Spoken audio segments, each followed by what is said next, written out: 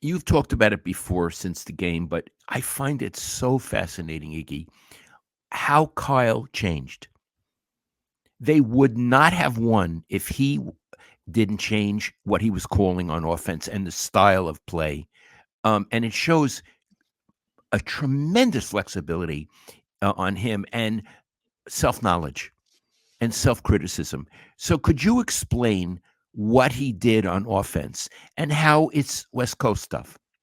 Well, I think the big thing is that it seemed to me like he acknowledged that his game plan from last year was wrong. He wouldn't acknowledge that verbally ever. He defended the play action pass that had Tyler Kroft blocking Hassan Reddick on the play where Purdy got hurt, and that was checkmate. He defended it forever. He didn't call anything like that in this game. We watched in the first two drives. It seemed a little weird because they couldn't get the ball to Christian McCaffrey, but first two plays, there was no running back in the backfield. Like, that's a statement Kyle's making. We're not running today.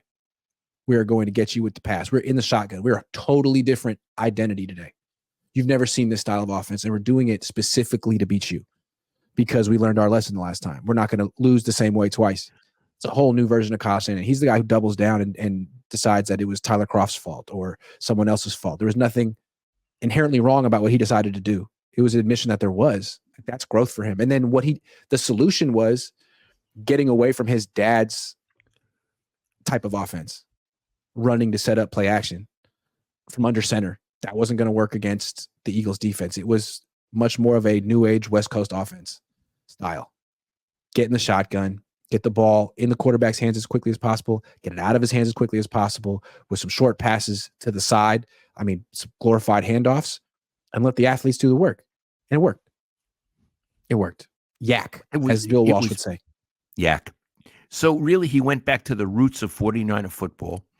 It really was spectacular, and it was a privilege to see. And I loved your analysis, so thank you for doing it again. It's a pleasure. It was really cool to see him do it. Because, I mean, I think the reason I'm so down on Kyle Shanahan is I've always assumed he's the kind of guy that is so, I don't want to say arrogant, but like self-assured that he thinks he doesn't need to change. But this year, it seems like he gets it. He's looking at himself honestly, which allows him to become the best version of himself. Love it. I love it. Yep. Yeah. And it's like, he's in his early 40s. You think someone like that, who's had so much money given to them and so many people saying he's already the best, might not actually change. Look at Chip Kelly. Chip Kelly was looked at as the best for about 2 or 3 years, and he never changed, never looked at himself, never improved. Look at him now. That's not Kyle. No, Kyle is light years ahead of him. Chip at UCLA has a 500 record. Yeah. Kyle found a new way to win on offense, a new identity for his offense. Chip could never do that. Chip has the same offense it's a run-first offense from the shotgun, up-tempo, zone read. He's never going to do anything different. No matter who he plays, who he has, that's what he's going to do. Kyle, I kind of thought of him that way. Like, okay, you have a different kind of system, but you're always going to be running your system. Not necessarily. Not against Philly. It makes you feel like they can win the Super Bowl. It was a great leap forward for him. All praise. All praise. All right, let's get the final super chats. Lucky Louise says, settle an argument for me, Grant. Vernon Davis or George Kittle? Same position, same number, and same team. I have a pick. What do you say?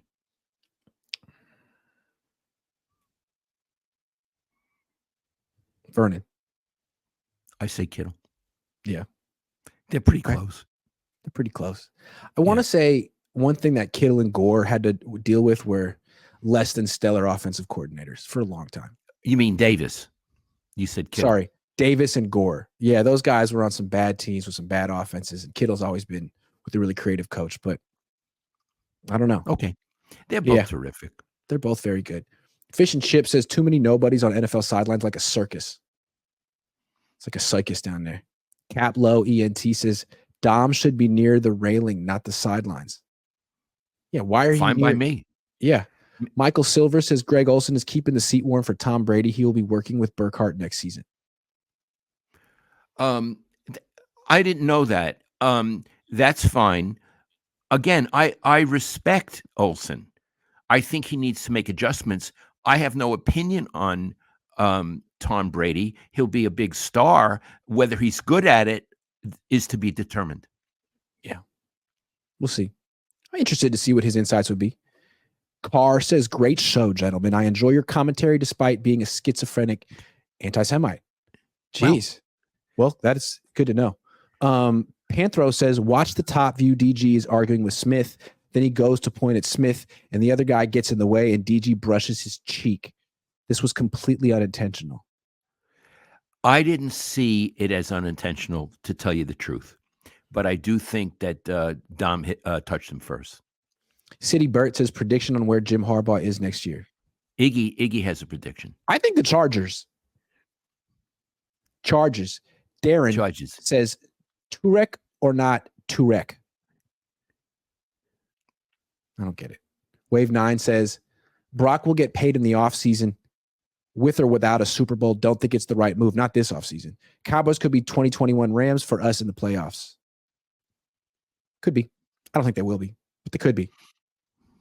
Blaine Infault says, is there any chance Saleh comes back to SF? Only if Wilkes leaves and they fire him. But I wonder if they would fire him in New Jersey because he lost his quarterback. You know what I mean? And he had some really bad. If they fire him, it's punk. Yeah, I don't think they will fire him.